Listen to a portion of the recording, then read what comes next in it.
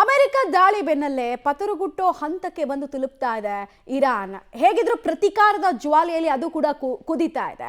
ಹೀಗಾಗಿ ಇಸ್ರೇಲ್ ಅನ್ನು ಟಾರ್ಗೆಟ್ ಮಾಡುತ್ತಾ ಅಥವಾ ಅಮೆರಿಕದ ಸೇನಾ ನೆಲೆಗಳನ್ನು ಟಾರ್ಗೆಟ್ ಮಾಡುತ್ತಾ ಇರಾನ್ ಅನ್ನುವಂತಹ ಒಂದು ಪ್ರಶ್ನೆ. ಈ ಬೆನ್ನಲ್ಲೇ ಟ್ರಂಪ್ ಎಚ್ಚರಿಕೆ ಬಳಿಕ ಕೂಡ ಇಸ್ರೇಲ್ ಮೇಲೆ ಇರಾನ್ ದಾಳಿಯನ್ನು ಮುಂದುವರಿಸ್ತಾ ಇದೆಯಾ? ಹಾಗಾದ್ರೆ ಈ ಪ್ರಶ್ನೆ ಮೂಡ್ತಾ ಇದೆ. ಕಾರಣ ಇಸ್ರೇಲ್ ಮೇಲೆ 25 ಮಿಸೈಲ್ಗಳನ್ನ ಇರಾನ್ ಮತ್ತೆ ಪ್ರಯೋಗ ಮಾಡ್ತಾ ಇದೆ, ಅದನ್ನು ಬಳಸಿ ದಾಳಿ ಮಾಡಿದೆ ಅನ್ನೋದ್ರ ಅಪ್ಡೇಟ್ ಸಿಗ್ತಾ ಇದೆ. ಟೆಲ್ ಅವೀವ್ನಲ್ಲಿ ಭಾರೀ ಸ್ಫೋಟದ ಸದ್ದು ಕೇಳಿ ಬರ್ತಾ ಇದೆಯಂತೆ. ಜೆರುಸಲಂನಲ್ಲೂ ಕೂಡ ಸ್ಫೋಟದ ಸದ್ದು ಕೇಳಿ ಬಂದಿರೋದ್ರ ಡೀಟೇಲ್ಸ್ ಲಭ್ಯ ಆಗ್ತಾ ಇದೆ. ನೋಡಿ, ಈ ಸೈರನ್ಗಳು ಬ್ಲಾಸ್ಟ್ ಆದಾಗ ಸೌಂಡ್ ಆಗುತ್ತಲ್ಲ, ಅದು ಯೂಶಲಿ ಇರಾನ್ನಿಂದ ಮಿಸೈಲ್ಗಳು ಬರ್ತಾ ಇದೆ ಅನ್ನೋದು ಗೊತ್ತಾಗ್ತಾ ಇದ್ದ ಹಾಗೆ ಸಾರ್ವಜನಿಕರಿಗೆ ಅಲರ್ಟ್ನೆಸ್ ಅನ್ನು ಕೊಡ್ತಾರೆ. ಆಮೇಲೆ ಸಹಜವಾಗಿ ನಾವು ಹೇಳ್ತಾ ಇದ್ವಿ ನಿಮಗೆ, ಎಷ್ಟೇ ದೊಡ್ಡ ಇಂಟಿಗ್ರೇಟೆಡ್ ಡಿಫೆನ್ಸ್ ಸಿಸ್ಟಮ್ ಇದ್ರೂ ಕೆಲ ಮಿಸೈಲ್ಗಳು ಕೆಲ ಲೊಕೇಶನ್ಗೆ ಬಂದು ಬಿದ್ದೇ ಬೀಳುತ್ತೆ. ಅದನ್ನು ಸಾಧ್ಯ ಆದಷ್ಟು ತಡೆಯೋ ಪ್ರಯತ್ನವನ್ನು ಮಾಡ್ತಾ ಇದೆ ಇಸ್ರೇಲ್. ಆದರೂ ನಿಮ್ಮ ಎಚ್ಚರಿಕೆಯಲ್ಲಿ ನೀವಿರಿ ಅಂತ ಸೈರನ್ಗಳನ್ನು ಮೊಳಗಿಸಲಾಗ್ತಾ ಇದೆ.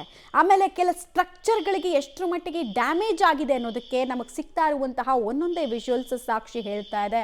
ಬಿಲ್ಡಿಂಗ್ಗಳಿಗೆ ಭಾಗಶಃ ಹಾನಿಯಾಗಿದೆ. ಬಿಲ್ಡಿಂಗ್ನ ಒಳಭಾಗದಲ್ಲಿ ಮಿಸೈಲ್ ಬಿದ್ದ ಬಳಿಕ ಆಗಿರೋ ಡ್ಯಾಮೇಜನ್ನು ನೀವು ಗಮನಿಸ್ತಾ ಇದ್ದೀರಾ.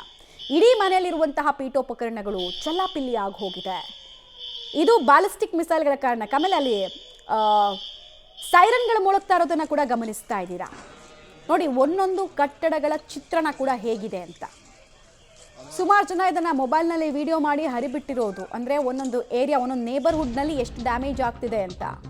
ಸೆಂಟ್ರಲ್ ಇಸ್ರೇಲ್ನಲ್ಲಿ ಕ್ಷಿಪಣಿಗಳಿಂದ ಇರಾನ್ ದಾಳಿ ನಡೆಸ್ತಾ ಇದೆಯಂತೆ.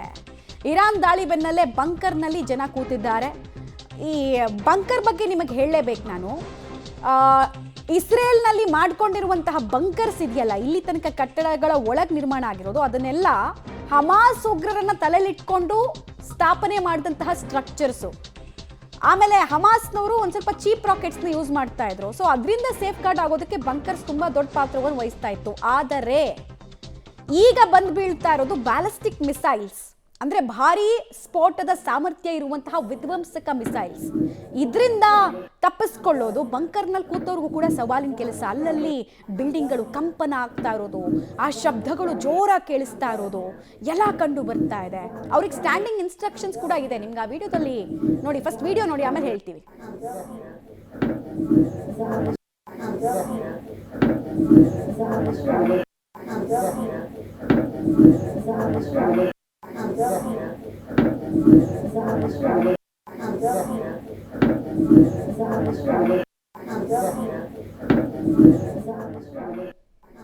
ಸೊ ಈಗ ಬಂಕರ್ನಲ್ಲಿ ಕೂತಿರೋರ್ದು ಸ್ಥಿತಿ ಹೇಗಿದೆ ಅನ್ನೋದನ್ನ ನಾವು ತೋರಿಸ್ತಾ ಇದ್ವಲ್ಲ ಈ ಕಡೆಗೆ.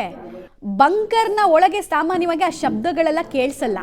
ಯಾವಾಗ ಕೇಳಿಸುತ್ತೆ ಅಂದರೆ ಈ ಬ್ಯಾಲಿಸ್ಟಿಕ್ ಮಿಸೈಲ್ ಮತ್ತು ಹೈಪರ್ಸೋನಿಕ್ ಮಿಸೈಲ್ಗಳನ್ನು, ಅದರದ್ದು ತೀವ್ರತೆ ವಿಪರೀತವಾಗಿರುತ್ತೆ ಇಂಪ್ಯಾಕ್ಟು. ಸೊ ಅದೆಲ್ಲ ಅಲ್ಲಿ ಆತಂಕವನ್ನು ತರ್ತಾ ಇದೆ.